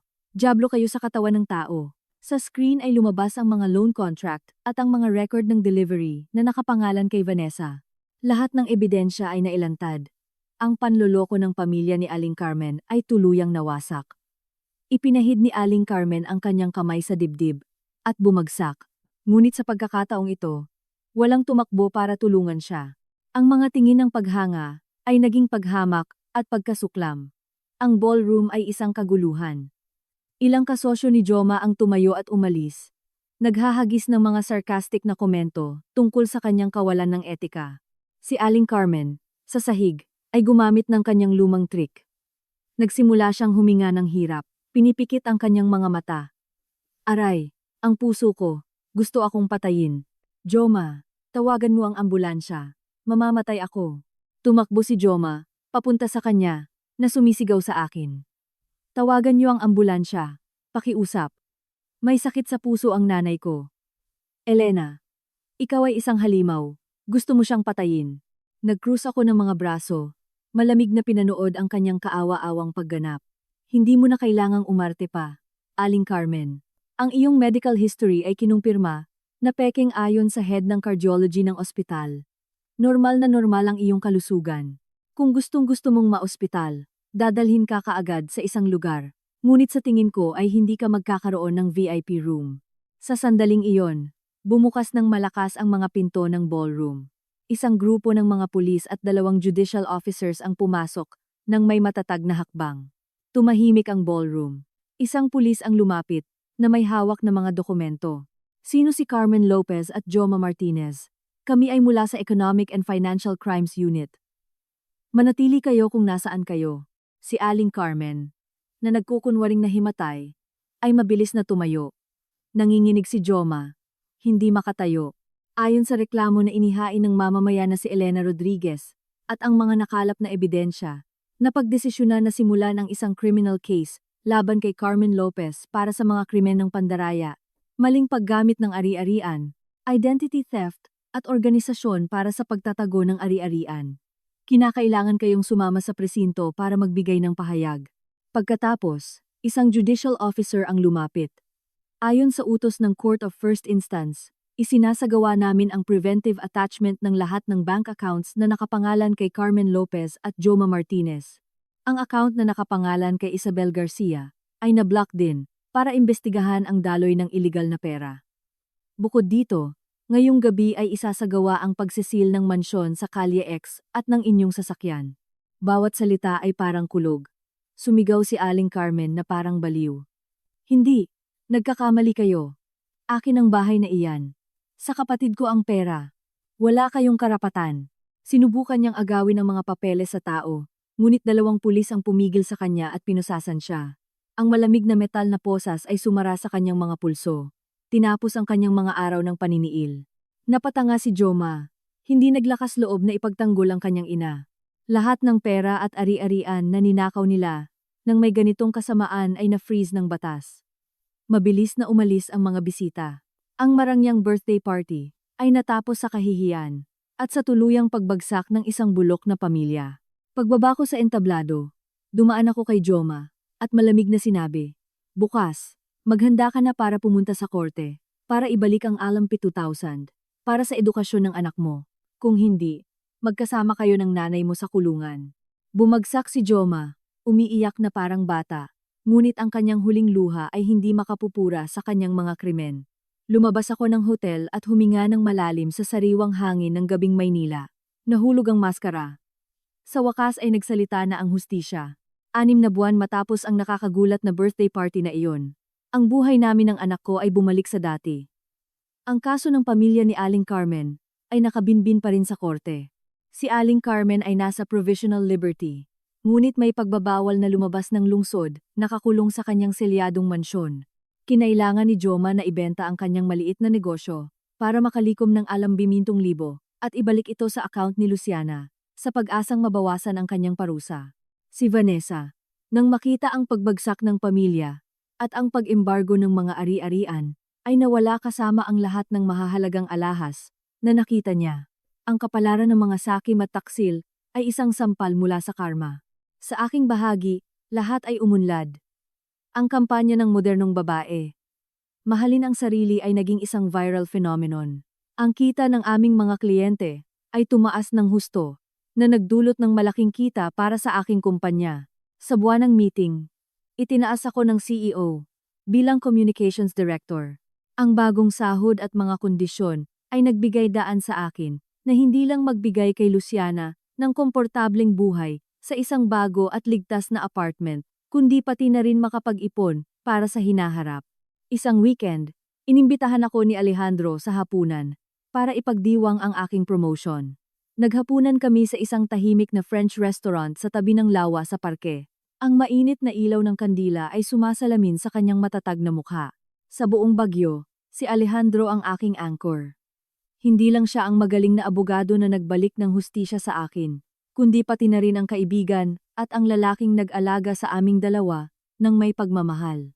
Sa pagtatapos ng hapunan, kumuha siya ng isang maliit na red velvet box mula sa kanyang jacket. Isang regalo para sa bagong direktor. "Buksan mo." Nagulat. Binuksan ko ang kahon. Sa loob, Sa isang higaan ng seda, ay isang gintong kuwintas na may pendant na hugis dahon ng ginkgo. Ang puso ko ay kumabog ng mabilis. Ito ang kuwintas ng aking ina, ang kanyang huling regalo. Ilang taon na ang nakakaraan, nang bantaan si Joma ng mga basagulero, kinailangan kong isanla ito para bayaran ang kanyang mga utang. Ipinangako ni Aling Carmen na babawiin ito, ngunit kinuha niya ang pera. Akala ko ay hindi ko na ito makikita pa. Alejandro, paano mo ito nahanap? Tanong ko. Nanginginig habang mahigpit na hawak ang kuwintas sa aking dibdib. Ngumiti siya ng may pagmamahal. Naalala kong nabanggit mo sa akin ito. Humingi ako ng tulong sa ilang kaibigan sa pulisya para subaybayan ang mga pawn shop sa lugar batay sa pahayag ni Aling Carmen. Sa kabutihang palad, itinago ito ng may-ari dahil sa ganda ng pagkakagawa nito sa halip na tunawin. Nakipag-negotiate ako para mabawi ito. Ang sananay mo ay dapat na sa iyo. Umiyak ako sa pagkakataong ito sa kaligayahan. Sa gitna ng napakaraming kalupitan, isang lalaki ang nag-abala na hanapin ang isang maliit na alaala dahil lang sa isang casual na komento.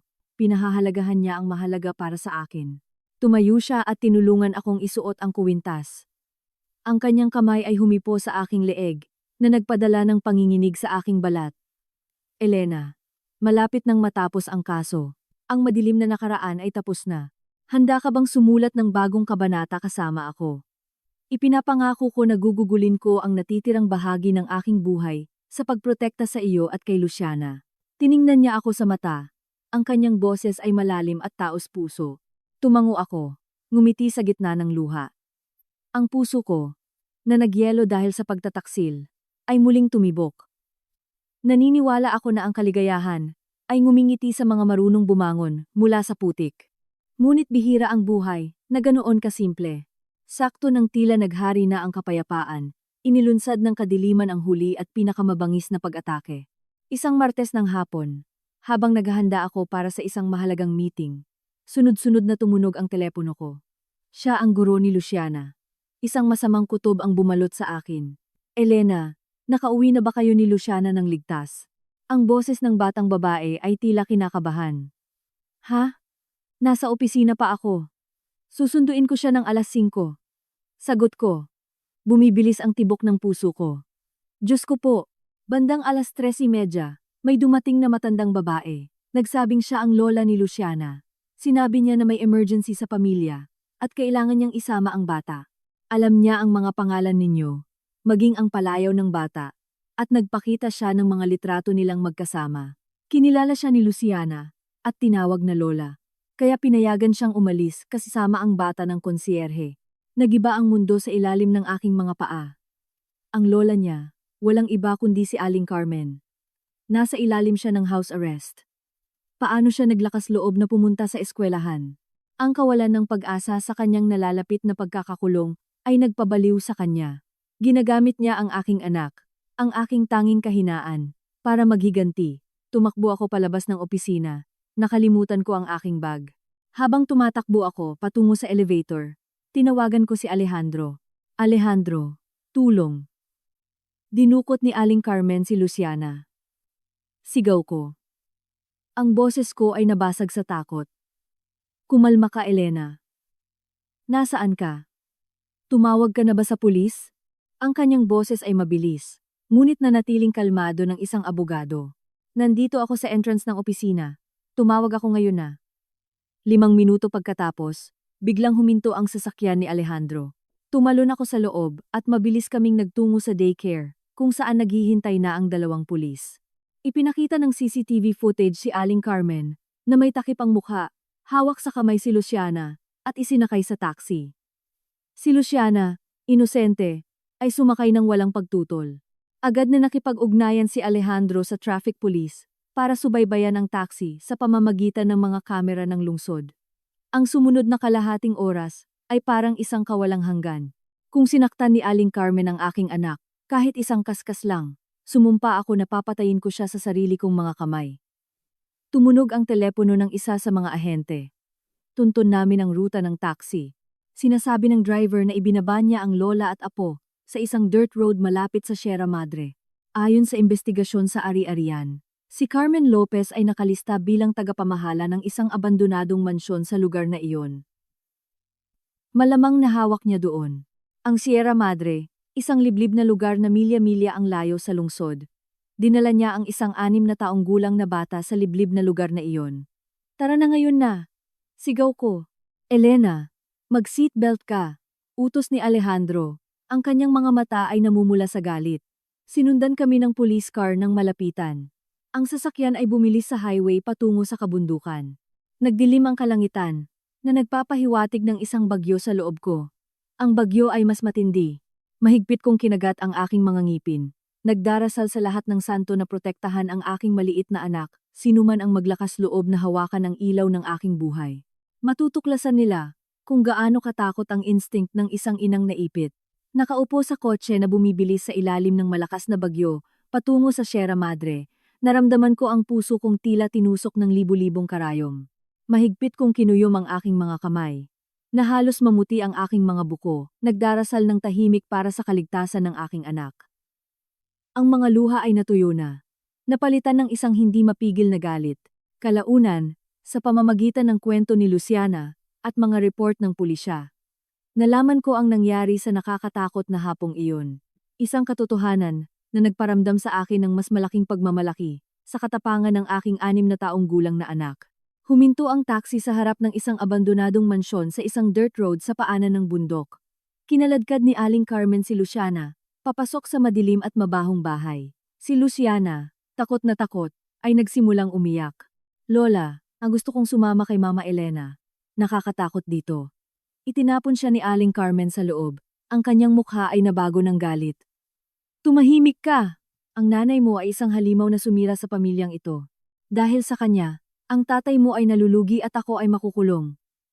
Ngayon mananatili ka rito, hanggang sa lumuhod ang babeng iyon, na may dalang pera para bawiin ka.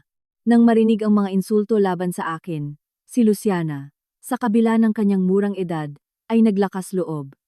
Nagsisinungaling ka, hindi masama ang mama ko. Kayo ni Daddy Joma ang nagpalaya sa amin. Hindi ako mananatili sa inyo.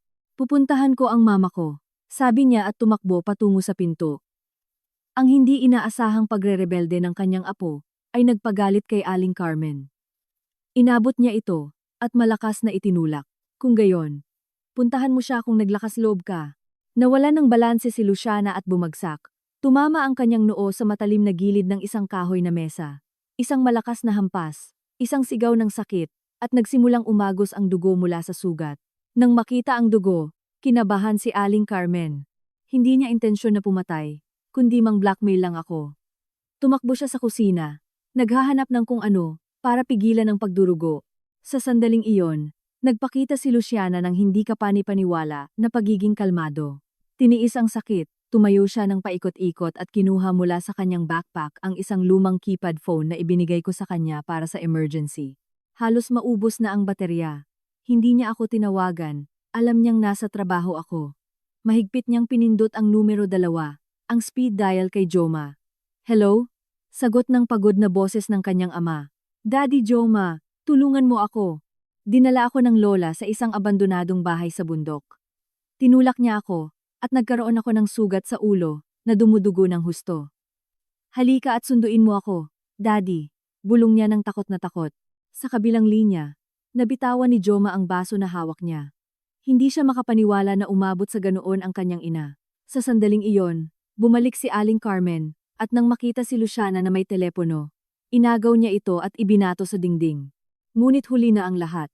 Naipadala na ang mensahe ng tulong. Sa kotse ni Alejandro, tumunog ang telepono ko. Si Joma iyon. Elena, nasaan kayo? Nababaliw na ang nanay ko.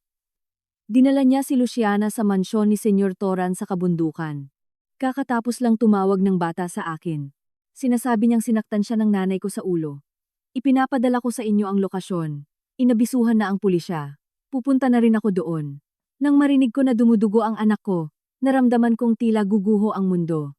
Kinuha ni Alejandro ang telepono ko. Inilagay ang lokasyon sa GPS at malakas na pinindot ang accelerator. Ang kotse ay umungol sa ilalim ng ulan. Biglang huminto ang kotse ni Alejandro sa maputik na daan sa harap ng abandonadong mansyon. Halos hindi pa ito humihinto. Lumabas ako ng tumatakbo sa ilalim ng malamig na ulan. Nakayapak, nang hindi nararamdaman ang sakit ng aking mga sugatan na paa. Sinundan ako ni Alejandro. Pinoprotektahan ako. Dumating ang pulisya sa likod namin at kinubkob ang bahay. Pulisya, buksan ang pinto. Sigaw ng isang ahente. Tahimik, sirain ang pinto. Ang anak ko ay sugatan sa loob. Sigaw ko. Binubugbog ang kahoy hanggang sa dumugo ang aking mga buko. Pinilit ng pulisya ang kandado. Bumukas ang pinto. Nagpakawala ng amoy ng alikabok at bulok. Ang ilaw ng mga flashlight ay bumalot sa kadiliman. Sa isang sulok, si Luciana ay nakahiga ng walang galaw. Isang patak ng tuyong dugo sa kanyang maputlang mukha. Sa tabi niya, si Aling Carmen ay nakaupo sa sahig, umiindayog na parang baliw. Luciana, anak ko, sigaw ko, tumakbo para yakapin ang kanyang maliit at malamig na katawan. Ang puso ko ay nabasag sa libu-libong piraso. Bumulong ako sa kanyang tainga, at nahirapan siyang imulat ang kanyang mga mata. Mama, dumating ka, para iligtas ako. Matapang ako, hindi ba? Tinawagan ko si Daddy Joma. Oo, mahal ko, ikaw ang pinakamatapang. Patawarin mo ako sa pagdating ng huli. Pinusasan ng mga ahente si Aling Carmen, na hindi lumaban. Sa sandaling iyon, dumating si Joma na tumatakbo ng hinihingal. Nang makita ang kanyang sugatan na anak at ang kanyang inang pinusasan, bumagsak siya. Mama, anong ginawa mo? Sigaw niya, umiiyak sa pagsisisi. Gumapang siya papunta sa akin, sinubukan hawakan si Luciana. Elena, hayaan mo akong yakapin siya. Anak, patawad. Bago pa niya ito mahawakan, itinulak siya ni Alejandro ng kanyang paa. Wala kang karapatang hawakan siya. Ang iyong luha ng buwaya ay hindi makakapaglinis ng inyong pagkakasala.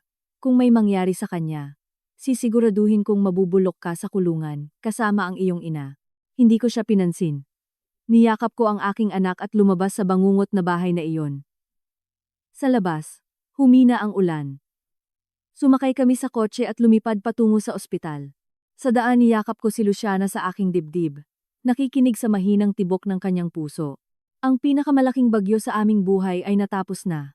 Ang liwanag ng hustisya at kapayapaan ay naghihintay sa amin sa dulo ng daan.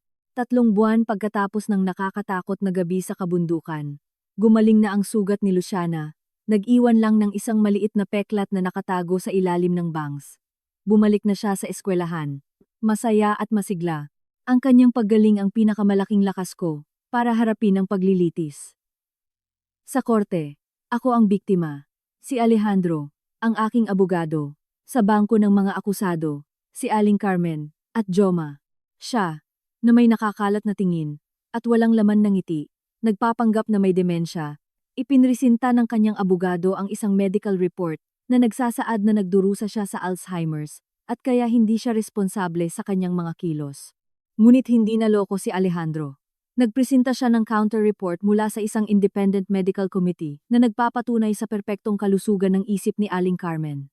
Nag-project siya ng mga video mula sa CCTV cameras na nagpapakita kung paano niya mahusay na ginagamit ang kanyang smartphone para mag-apply ng mga mapanlinlang na loan at maingat na pinaplano ang pagdukot kay Luciana. Maari bang ang isang taong may advanced dementia ay makapagpatupad ng isang komplikadong plano at makapag-alala ng personal na datos ng may ganoong katumpakan? Tanong ni Alejandro. Sinisira ang panloloko. Nang dumating ang aking pagkakataon, tiningnan ko si Aling Carmen.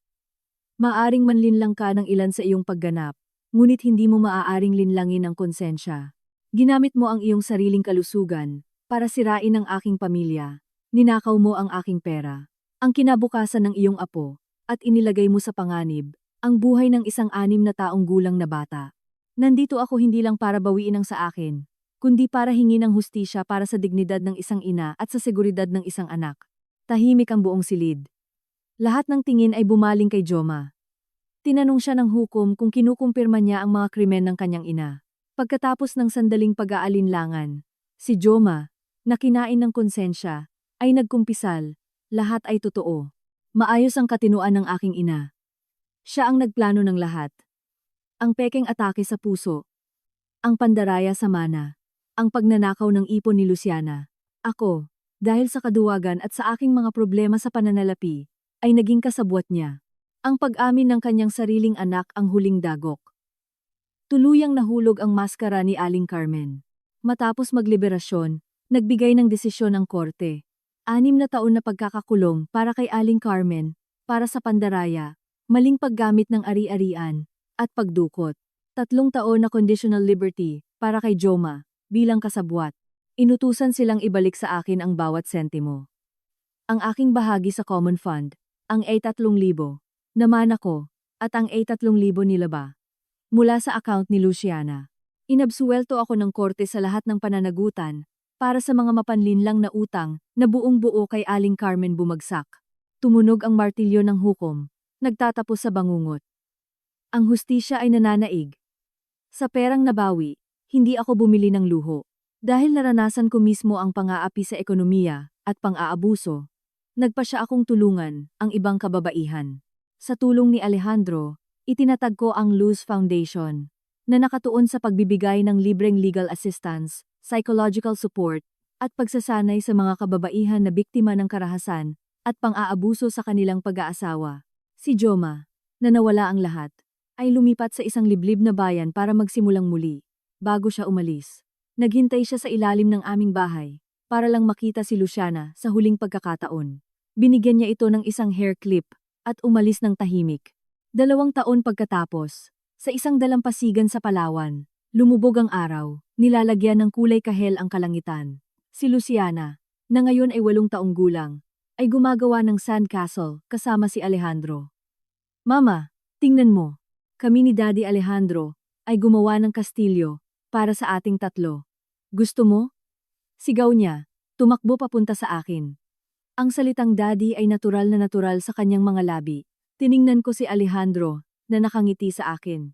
Ang kanyang patuloy at tahimik na pagmamahal ay nagpagaling sa lahat ng aking mga sugat. Mahal na mahal ko. Ito ang pinakamagandang bahay na nakita ko kailanman, sagot ko. Hinawakan ko ang kanyang mainit at matatag na kamay. Lumubog ang araw sa dagat. Ang aming 3 anino ay humaba sa buhangin, magkasama, nakatingin sa maliwanag na hinaharap. Minsan ang isang babae ay kailangang maglakad sa abo ng kanyang nakaraan, para matagpuan ang apoy na tunay na magpapainit sa kanyang kaluluwa. At ako, sa wakas ay natagpuan ko ang aking tagsibol.